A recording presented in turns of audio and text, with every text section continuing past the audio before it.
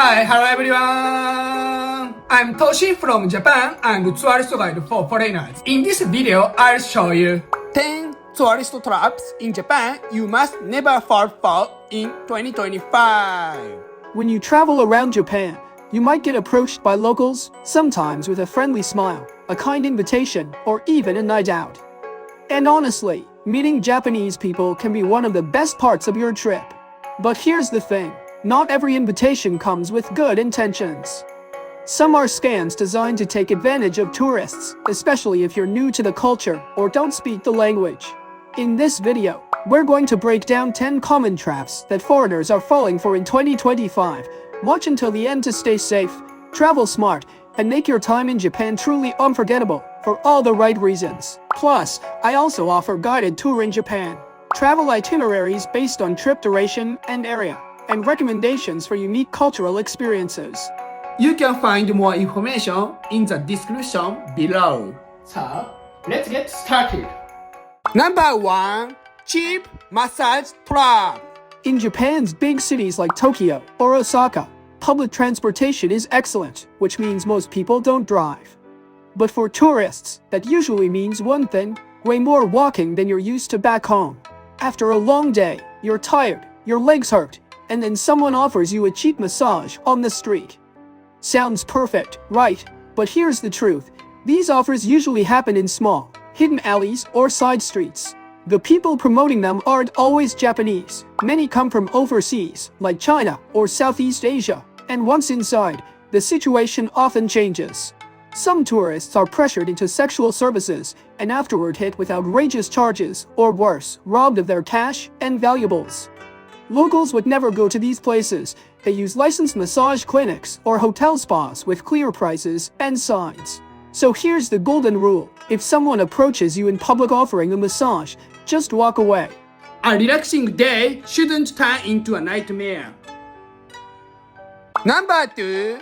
Groping Scam. Japan's trains can get really crowded, especially in cities like Tokyo or Osaka during rush hour. And that's exactly where some scammers strike. They might bump into you accidentally, then suddenly claim you injured them, or worse, accuse you of groping them. Sounds unbelievable. It happens, and some tourists, unaware of the culture or language, panic and pay cash to make it go away. But here's the danger. False groping accusations in Japan are taken very seriously. Even if you're innocent, once you're accused, things can escalate quickly. So what do locals do? On trains, they often keep both hands visible, holding the overhead strap or raising one hand, especially when it's crowded. It's subtle, but smart. If someone accuses you, stay calm and ask to go to the nearest police box. That's a local police box. If it's a scam, they'll probably back down. Number 4. New romance scam. You may have heard of Japan's infamous rip-off bars, especially in nightlife spots like Kabukicho in Shinjuku. As I mentioned in my previous video, in the past, men would stand on the street and offer cheap drinks to lure you in, and once inside, you'd get hit with a ridiculous bill. But today, the scams are more subtle and more dangerous. Now, cute girls in maid outfits or sexy costumes approach tourists with signs like "all you can drink for 2,000 yen. Sounds fun, right? But once inside, things change. You may be overcharged, pushed into shady services, or worse. Some scammers, both men and women, will ask what kind of bar or restaurant you're looking for. Then they'll say, "That place is full. Let me take you to our sister shop." Spoiler, it's not a sister shop. It's a setup. I've even been approached by someone pretending to work for Torikizoku, a famous chain. So here's the rule. Never follow people off the street. Always check online reviews before entering any nightlife spot. Japan has amazing, safe izakayas. Just make sure you are walking into a real one. Number 4. New romance scam. As I mentioned in a previous video, romance scams targeting foreigners in Japan have been around for years. The classic version: you meet someone on Tinder, they invite you to a bar, and once your drink arrives, they vanish. Suddenly, you're stuck with a huge bill, or worse, you've been drugged and robbed. But here's what's new, and even more dangerous. A new kind of scam builds slowly. The first few dates go great. You feel a real connection. You start to trust them. Then one day, they ask for help, money for an emergency, a hospital bill, or to build a future together. Once you send the money, they disappear. No more messages. No more dates, just silence. Sadly, with the economy tightening, some scammers, often Japanese women targeting foreign men, are using love as a weapon. So here's the rule. Never send money to someone you met online, no matter how close you feel. Real love doesn't come with a price tag. Number 5. Honey pot trap. You meet an attractive woman, maybe on a dating app, or just walking around the city. She flirts, she's charming, and she invites you back to her hotel. Sounds like a dream night in Tokyo, right? But once you're alone, the door bursts open. A man storms in, claiming to be her boyfriend, or even her father.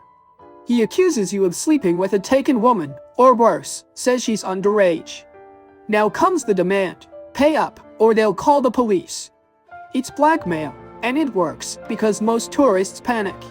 This scam used to target older Japanese men, but now foreign tourists are the new target, especially those assumed to have more money. And here's the danger. In Japan, sex with a minor is a serious crime. The age of consent may seem unclear, but across the country, it's effectively 18. So here's the rule. Never go to a hotel with someone you just met. If something feels off, ask for ID or walk away. Number 6. English menu scam. Ever walked into a bar in Japan and been handed a menu that's only in English? Be careful, you might be getting the foreigner price. Some places, especially in nightlife areas, hand you a fake or inflated menu. Drinks cost more, service charges appear out of nowhere, and sometimes you even get charged for things you didn't order. It happened to me personally, at an izakaya near Shimbashi Station in Tokyo. When I spoke Japanese, they gave me a completely different menu, with local prices. As I mentioned in a previous video, even major chains like Yoshinoya have started using separate menus in English. It's not always a scam, but it's not always fair either. So what do locals do?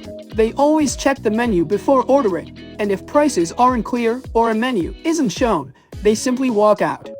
Here's your rule. Always ask to see the menu and confirm the prices up front. If they refuse or act shape, leave. Number 7. Fake taxi trap. When you arrive at a train station or airport in Japan, someone might walk up to you and ask, "Need a taxi?" It might seem helpful, especially if you're tired or unfamiliar with the area. But here's the truth. Many of these are unlicensed taxis, and they're targeting tourists who don't know how Japan's transportation works. These drivers often appear friendly and professional, but once you're inside the car, you may find yourself charged 2 or even 3 times the standard fare. Some don't even have a license to carry passengers at all. In Japan, these illegal drivers are known as shirotaku, and they're committing a crime. Locals know to avoid them completely. And here's something most visitors don't realize. Uber and Lyft don't operate in Japan the way they do in other countries.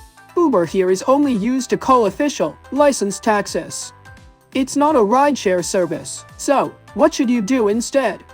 Use trusted taxi apps like Go or Uber Japan, or only ride in vehicles with proper taxi signs, visible meters, and a licensed driver ID on display. Stay alert, stay informed, and always go with official transport.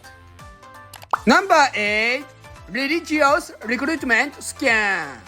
You're walking through a park or a busy station in Tokyo when a friendly stranger approaches you, clipboard in hand, a big smile on their face. They say it's for a charity or a peace campaign and ask you to sign something. Then suddenly, they ask for cash. Sound odd? It happens more often than you'd think. Sometimes, the approach is even more subtle.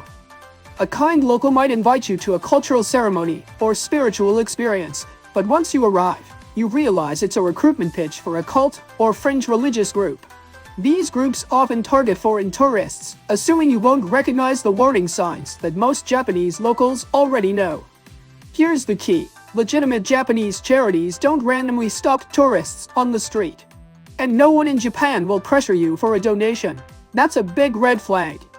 If you're ever invited to an event by someone you just met, Politely decline unless you know exactly what group they represent. Stay curious but stay cautious. Not every cultural experience is what it seems.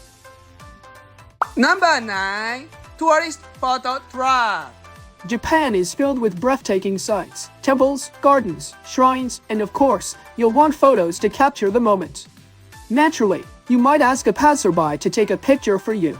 But here's something most tourists don't expect. In some areas, especially around popular spots like Nanzenji Temple in Kyoto, there have been reports of people who offer to take your photo and then demand money afterward. At first, they seem friendly and helpful.